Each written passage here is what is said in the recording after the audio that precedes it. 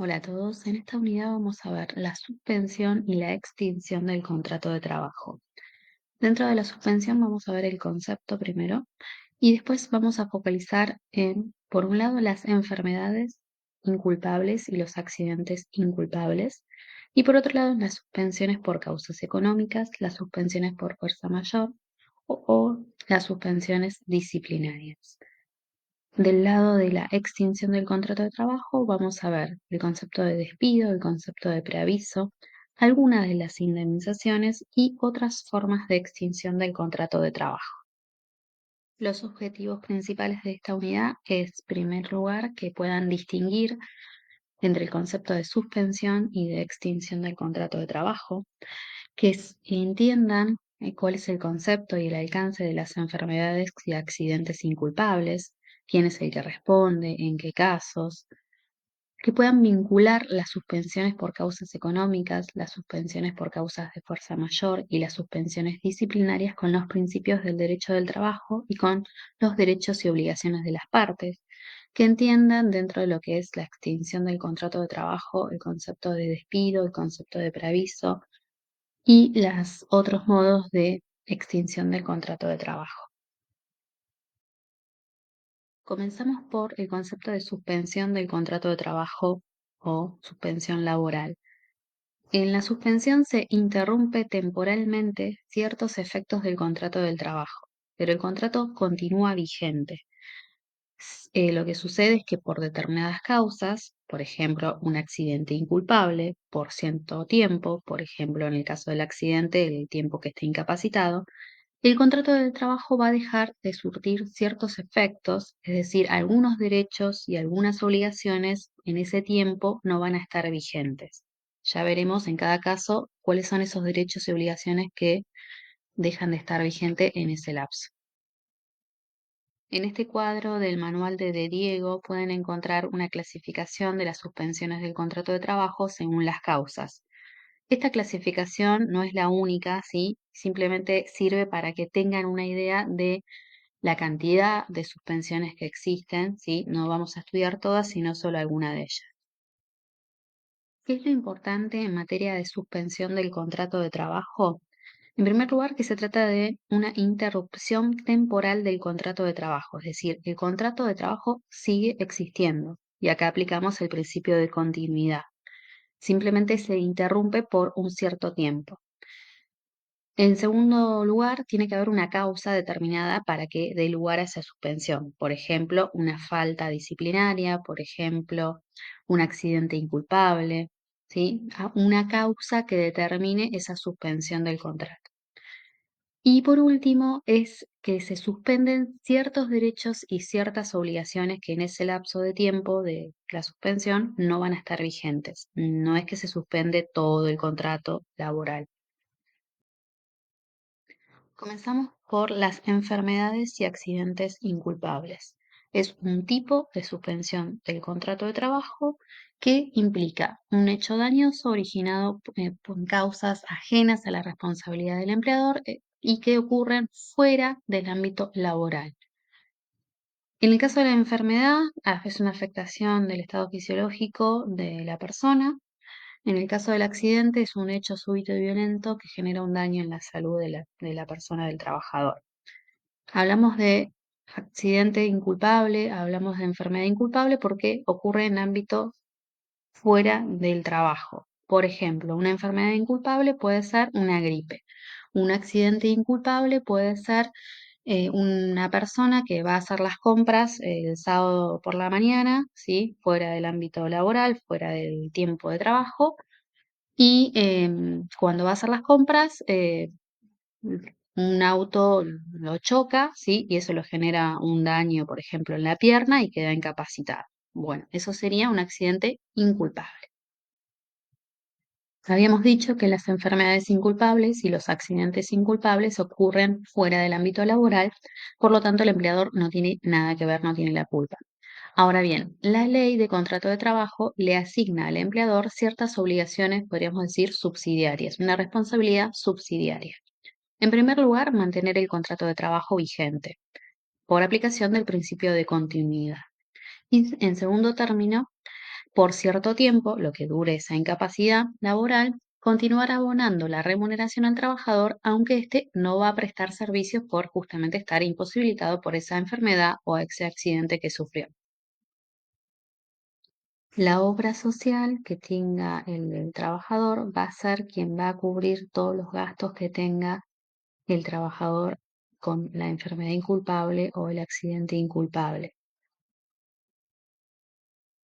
Durante el tiempo que el trabajador esté incapacitado para trabajar por la enfermedad inculpable o el accidente inculpable que sufrió, tiene derecho, en primer lugar, a tomarse una licencia laboral y, en segundo lugar, por determinados plazos, percibir la remuneración que venía percibiendo, pese a que no va a estar prestando servicios.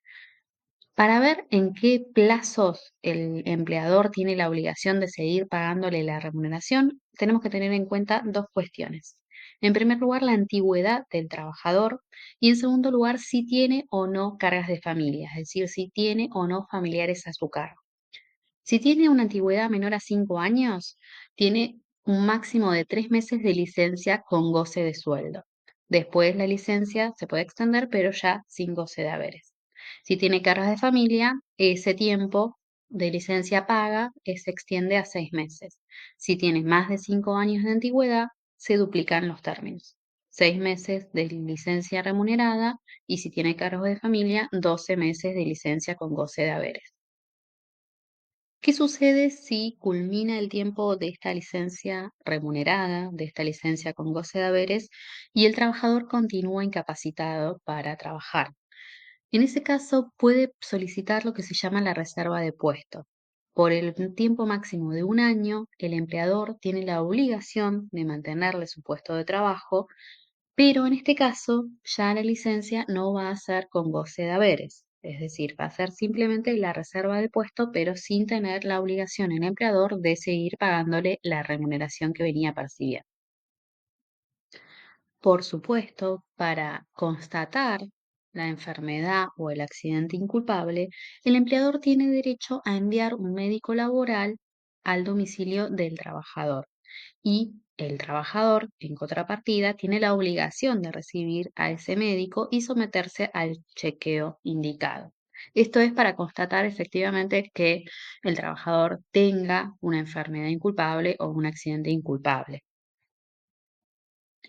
Culminado el tiempo de la licencia laboral, pueden darse distintas situaciones. En primer lugar, que el trabajador se recupere totalmente y pueda reincorporarse al trabajo, al mismo puesto de trabajo que venía realizando, sin ningún tipo de incapacidad. La otra situación es que, terminada la licencia, presente un tipo de incapacidad laboral, entonces se le va a tener que asignar, el empleador tiene la obligación de asignarle un puesto acorde a su nueva capacidad laboral. Ahora bien, si no tiene tareas para darle acorde a su situación, entonces el contrato de trabajo se va a extinguir porque no hay opción de darle un puesto de trabajo y el empleador tiene la obligación de pagarle una indemnización reducida, no es la indemnización completa por antigüedad. La otra situación que puede presentarse es que nunca se pueda reincorporar al trabajo porque presente una incapacidad absoluta, total, mayor al 66%. En ese caso, también el contrato se va a extinguir y el empleador tiene que abonarle una indemnización laboral. A continuación, vamos a analizar tres tipos de suspensión del contrato de trabajo que los analizamos en forma conjunta porque los requisitos de validez que tienen son comunes a las tres. ¿Cuáles son esos requisitos? La justa causa, plazo determinado y la notificación por escrito. En el caso de suspensiones por causas económicas, la justificación es la falta o disminución del trabajo no imputable al empleador. En el caso de fuerza mayor, la justificación es justamente esta fuerza mayor, estos hechos inevitables que no se pueden prever o que previéndose no se pueden evitar. Y que en general se relacionan con causas climáticas, ¿sí? Tornados, una tormenta extrema. En el caso de suspensiones disciplinarias, la justificación es esta falta o incumplimiento laboral por parte del trabajador. En cuanto a los plazos, estamos hablando de que esté expresamente notificado la fecha de inicio y fecha de finalización de la suspensión. En el caso de la suspensión por causa económica y suspensión disciplinaria, el tiempo máximo de esta suspensión es de 30 días en un año. En el caso de suspensión por fuerza mayor, el tiempo máximo es de 75 días en un año. Y entre las tres suspensiones, el máximo es de 90 días en un año. Entonces, por ejemplo, si la empresa suspendió a los trabajadores por 30 días por causas económicas, y después ocurre una tormenta extrema o un tornado o algún otro imprevisto meteorológico que causa daño a la empresa y amerita justamente la suspensión del contrato de trabajo, el máximo que podría dar en este caso sería de 60 días, porque 60 más 30 da 90, más allá de que el máximo de suspensión por causa de fuerza mayor está fijado en la ley 75. ¿Sí? Tenemos que tener en cuenta los plazos individuales y los plazos en conjunto de las tres suspensiones. El otro gran tema de esta unidad es la extinción del contrato de trabajo. Hablamos de extinción cuando el contrato de trabajo termina, culmina por alguna razón. Y con esta cese del contrato de trabajo van a también cesar los derechos y obligaciones que tienen las partes. Decimos de un cese casi total, porque algunos derechos y algunas obligaciones van a subsistir. Por ejemplo, el pago de alguna indemnización que corresponda. Acá presentamos una clasificación de la extinción del contrato de trabajo según las causas. Este gráfico está en el manual de Diego, donde podemos ver algunos de los tipos de extinción laboral. No son todos y no vamos a ver todos tampoco. Cuando veíamos al comienzo de la materia el principio de continuidad, que decíamos que el trabajador en principio ingresa y termina el contrato de trabajo cuando está en condiciones de jubilarse, y que después veíamos en el contrato de trabajo por tiempo indeterminado, que justamente era por tiempo indeterminado porque sabía cuándo comenzaba y no se sabía la finalización, sino que iba a ser cuando reunía los requisitos para la jubilación. Bien. Esta jubilación del trabajador es un tipo de extinción del contrato de trabajo. ¿Cuáles son los requisitos? La edad por un lado y los años de servicio por el otro. Otro tipo de extinción del contrato de trabajo es el despido, que es el más común. El despido, entonces, es la extinción del contrato de trabajo dispuesta por el empleador o por el trabajador en el caso de despido indirecto y que puede o no estar justificado en alguna causa determinada. Decimos que el despido es directo cuando lo decide el empleador. Y puede ser sin causa, es decir, simplemente lo decide el empleador sin invocar ninguna causa que justifique el despido. En este caso va a tener que pagar una indemnización que se llama indemnización por despido o antigüedad al trabajador. El otro caso es el despido con una causa justificativa. ¿Cuál es esta causa? Es una falta o un incumplimiento grave del trabajador. Acá hay una palabra especial, ¿sí? Una palabra técnica, jurídica, que se llama injuria laboral. ¿Qué es la injuria laboral? Es esta falta o incumplimiento grave del trabajador. El despido con causa se tiene que notificar por escrito y en este caso el empleador no tiene que pagar ningún tipo de indemnización al trabajador. Simplemente le va a pagar los días que trabajó, si corresponde el aguinaldo, las vacaciones, pero nada más que eso. En el caso del despido, el empleador tiene la obligación de preavisar, ¿sí? De preavisar al trabajador de cuándo es que se va a extinguir el contrato de trabajo. Si la antigüedad es menor a 5 años, tiene que preavisar con un mes de anticipación. Si es mayor a 5 años, 2 meses. ¿Para qué sirve este preaviso? Para que justamente el trabajador pueda buscar otro empleo, que tenga ese tiempo para conseguir otro empleo. ¿Qué pasa si no le otorga el preaviso y simplemente lo despide de un día para otro? Bueno, en ese caso tiene la obligación el empleador de pagarle una indemnización sustitutiva del preaviso. que reemplace a ese preaviso. El despido indirecto es el que lo decide el trabajador en virtud de una injuria laboral que es generada por el empleador, es decir, en virtud de un incumplimiento grave de las obligaciones que tiene el empleador.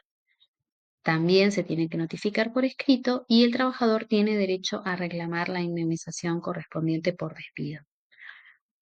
Casos de despido indirecto, hay dos muy importantes. El primero, ante reiterados incumplimientos del empleador. Por ejemplo, que no le paga las horas extras, que no le paga el aguinaldo, que no lo registra laboralmente. Bueno, ante todos esos incumplimientos, el trabajador primero lo intima a que regularice su situación laboral y si el empleador hace caso omiso, ¿sí? Y no lo registra laboralmente como corresponde, entonces el trabajador puede considerarse despedido, puede verse en situación de despido. Esto es lo que se llama el despido indirecto.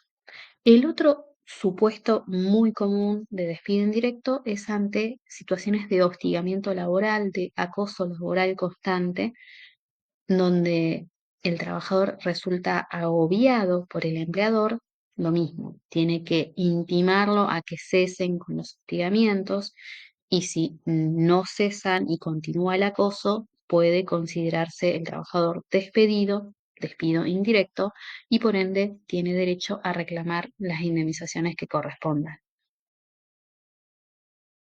Con la reforma de la ley base se introduce el despido discriminatorio, que justamente es el despido que tiene motivos en causas discriminatorias como raza, religión, nacionalidad, etcétera.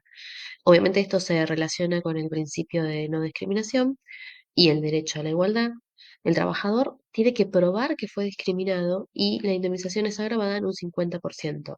La diferencia con el régimen anterior es que antes el trabajador no tenía que probar esta discriminación, sino que había una presunción a favor de él y la indemnización podía ser incluso mayor. Acá la indemnización se incrementa en un 50% de la indemnización común y en casos muy, muy graves el juez puede llegar a extenderla hasta un 100%, es decir, duplicarla. Pero no tiene la discrecionalidad de poner lo que quiera, sino máximo el doble. La reforma de la ley base se introduce el fondo de cese laboral, que se da mediante acuerdo entre sindicato y empleadores, firmando un convenio colectivo de trabajo donde acuerdan reemplazar la indemnización común por este sistema de fondo de cese. Hay dos formas de implementarlo. Uno es que el empleador contrate un seguro privado en donde va a hacer aportes pagando una prima para cubrir estas posibles indemnizaciones por despido. La otra es que trabajador y empleador realicen aportes mensuales a este fondo para cubrir estas futuras posibles indemnizaciones. La crítica que se hace es que acá el trabajador estaría aportando para cubrir su propia indemnización. Otro caso de extinción del contrato de trabajo es por mutuo acuerdo, acuerdo de partes o voluntad concurrente de las partes. Son los distintos nombres con los que los pueden encontrar. En este caso, para evitar los abusos por parte de empleadores y que intenten cubrir despidos directos en este acuerdo de partes, entonces la ley de contrato de trabajo va a imponer ciertos requisitos para que sea considerada válida la extinción del contrato de trabajo por mutuo acuerdo. Los requisitos son tres. Tiene que estar por escrito, tiene que firmarse ante escribano público, juez laboral o autoridad administrativa del trabajo, que en Bahía Blanca sería el Ministerio de Trabajo, y tiene que estar presente el trabajador precisamente para que sea notificado de cuáles son los alcances de este acuerdo y para informarle y en todo caso preguntarle si es que el empleador le debe algo más, si es que el empleador lo despidió y lo hace firmar de prepo este contrato de extinción para poder cobrar algo de la indemnización que le correspondería. Por todo esto es que la ley impone estos 3 requisitos. Si alguno de los 3 requisitos no está presente, entonces esta extinción del contrato de trabajo no es considerada válida. El abandono de trabajo es la extinción del contrato de trabajo porque el trabajador no se presenta a trabajar sin aviso y sin causa justificada. Para que surta efecto este tipo de extinción, el empleador primero tiene que notificar e intimar al trabajador para que se presente a trabajar. Y si no obtiene respuesta, entonces va a notificarle por escrito, por carta documento, que el contrato de trabajo se va a extinguir por esta causa de abandono de trabajo. Y en este tipo de extinción no hay derecho para cobrar ningún tipo de indemnización. ¿Qué sucede si me despiden verbalmente? Para la ley de contrato de trabajo, el despido verbal no tiene validez, no tiene efecto alguno, porque la ley de contrato de trabajo impone que el despido sea notificado por escrito. Ahora bien, ¿qué sucede si me despiden verbalmente y el trabajador no se presenta a trabajar? Entonces, el empleador puede usar esta figura de abandono de trabajo para sortear la obligación que tenía de pagar las indemnizaciones por despido. Por eso es que es tan importante que si me despiden verbalmente, presentarme igual a trabajar al día siguiente, presentarme con un testigo y en todo caso exigir que me den tareas, que me den un trabajo o, en su defecto, que me despidan por escrito y que me paguen las indemnizaciones que correspondan. Otro tipo de extinción del contrato de trabajo es la renuncia. Es la extinción por la mera voluntad del trabajador, sin ningún tipo de causa imputable al empleador. También se tiene que notificar por escrito. Recuerden que los trabajadores tienen a su disposición el telegrama laboral, que es gratuito, y en el caso de la renuncia no da derecho a cobrar ningún tipo de indemnización por antigüedad o despido. Otros supuestos de extinción del contrato de trabajo puede ser por causas económicas, falta o disminución de trabajo debidamente comprobada y no imputable al empleador, o la extinción por fuerza mayor, hechos imprevisibles o que previstos no se pueden evitar, relacionados, como les decía, a casos climatológicos. Ahora bien, en estos casos, la ley exige que el empleador tiene que iniciar todo un procedimiento de crisis. No es simplemente el hecho de falta o disminución de trabajo que me habilita a despedir empleados. Y en estos casos también el empleador tiene que comenzar despidiendo a aquellos trabajadores con menor antigüedad y que tengan menos cargas de familia. En este caso, da lugar a el cobro de una indemnización por despido o por antigüedad que es reducida, es menor a la indemnización común. Otro tipo de extinción del contrato de trabajo es por la muerte del trabajador. En este caso, van a ser los herederos quienes tengan el derecho a cobrar una indemnización reducida. El último caso de extinción del contrato de trabajo que vamos a ver es por muerte del empleador. Ahora bien, no siempre que muere el empleador el contrato se extingue. Tenemos que analizar cada caso. Si en la empresa había un solo empleador o si había varios empleadores, en ese caso el contrato va a continuar con los otros empleadores. Y también puede darse que los herederos del empleador fallecido decidan continuar con la actividad del familiar. En ese caso, el contrato sigue vigente. Si el empleador se muere y los herederos no continúan con la actividad y no hay otro empleador que se haga cargo, bueno, en ese caso se extingue el contrato de trabajo y el trabajador tiene derecho al cobro de una indemnización reducida.